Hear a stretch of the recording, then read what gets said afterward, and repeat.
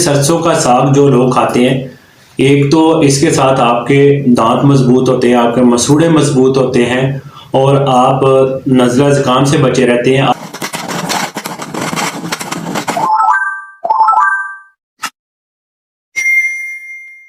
बिस्मिल्लाहिर्रहमानिर्रहीम। अस्सलाम वालेकुम दोस्तों, आज मैं आपको बताऊंगा सरसों के साग के फ़ायदे।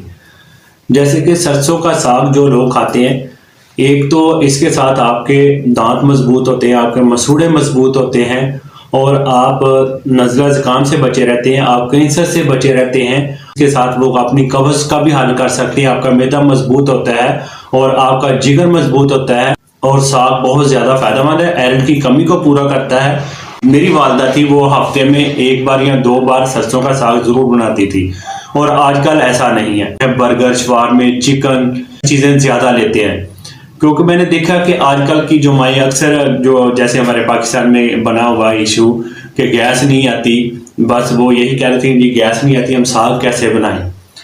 तो ऐसा नहीं, सारा दिन ये तो नहीं हम कह सकते सारा दिन गैस नहीं आती, बीच में अक्सर होता है कि 4 या 5 या 8 घंटे गैस आपको मिलती है। तो सिर्फ ये होता है कि साग पे मेहनत बहुत ज़्यादा होती है क्योंकि जो हमारी वालदा होती थी या दादी होती थी, वो साग को सुबह सुबह लेती थी और उसको काटती थी। काटने के बाद फिर इसको रख देती थी, कोई 3-4 घंटे के लिए रहता था ऊपर, फिर ये जाके तैयार होता है। क्योंकि कहने को साग होता है, इसके ऊपर मेहनत काफ़ी ज़्यादा होती है। तो क्योंकि आजकल की जो औरतें हैं वो मेहनत से भागती हैं। मेरी मदर और दादी जो थी वो अक्सर इसको पकाती थी और हम मज़े मज़े से खाते थे क्योंकि स्किन भी इसके साथ अच्छी रहेगी और इसके अंदर विटामिन ई, बी, सी और डी ये सब पाया जाता है। इसके लिए इसको आप अपनी खुराक में ज़रूर शामिल करें। ये जो बर्गर, शवारमे, ये तिक्के ऐसी चीज़ें जो आप खाते हैं, क्योंकि ये ऑयल, जिस ऑयल में ये लोग बनाते हैं वो ऑयल चेंज नहीं करते, बार बार उसी ऑयल में ही ये बनाते रहते हैं। तो इसलिए कोशिश करें कि अपनी खुराक में से इन चीज़ों को आप निकाल दें। ये जो देसी हम खुराकें खाते थे, जैसे सब्जियां हो गई, इनको अपनी खुराक में शामिल करें। आजकल के जो बच्चे हैं इनको नापसंद कर, कोशिश करें कि ऐसी चीज़ों पे अपने बच्चों को फोकस करें, जैसे साग हो गया, सब्जियां हो गई, ये बच्चों के लिए फ़ायदेमंद है। एक छोटी साल आप लोगों को देता हूँ कि जैसे आपने सबसे ताकतवर जो जानवर आपने देखा, हाथी, वो सारा दिन वो अपनी खुराक में क्या लेता है?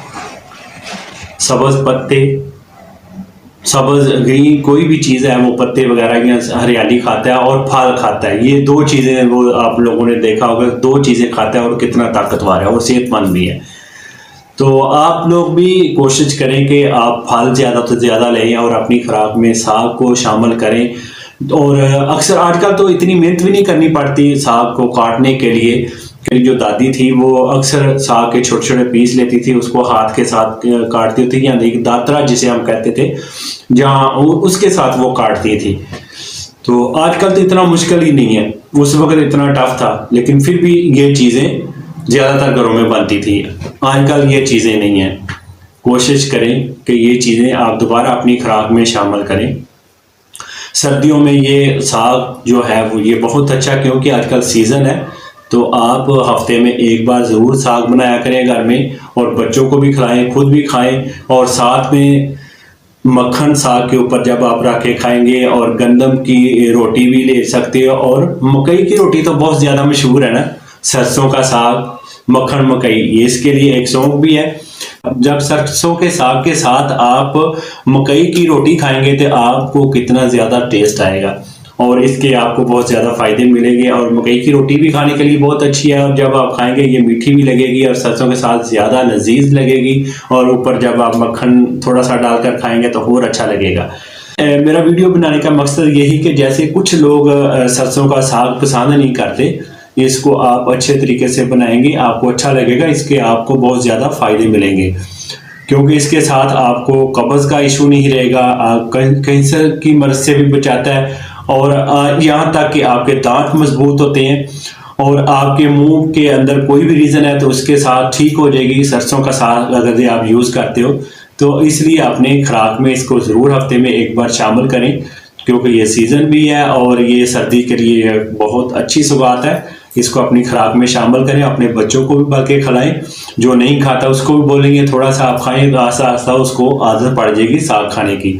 کوشش کریں کہ اپنی خوراک میں سے یہ چیزیں آپ نکال دیں. برگر شوارمے مہینے میں اگر ایک بار یا 2 بار لیتے تو کوئی ایسا مسئلہ نہیں. اکثر میں نے دیکھا کہ ہمارے ادھر رات کے ٹائم یہ چیزیں زیادہ لیتی ہیں، حالانکہ رات کے ٹائم یہ چیزیں ہم جب لیتے ہیں سو جاتے ہیں تو ہماری باڈی کو کتنا زیادہ یہ چیزیں نقصان دیتی ہیں. کوشش کریں ان کو اپنی خوراک میں نکال دیں. مہینے میں 1-2 بار اگر آپ لیتے ہیں تو کوئی ایسا آپ کو مسئلہ نہیں بنے گا. اور آپ روزانہ ہی لے رہے ہیں ان چیزوں کو تو وہ آپ کو لیے نقصان دہ ہے. امید کرتا ہوں میری ویڈیو آپ کو اچھی لگی ہو، تو اچھی لگی تو اس کو لائک شیئر ضرور کر دیں. میرے چینل کو بھی سبسکرائب کر لیں. میں ملوں گا ایک اور ویڈیو کے ساتھ. مجھے دیں اجازت. اللہ حافظ.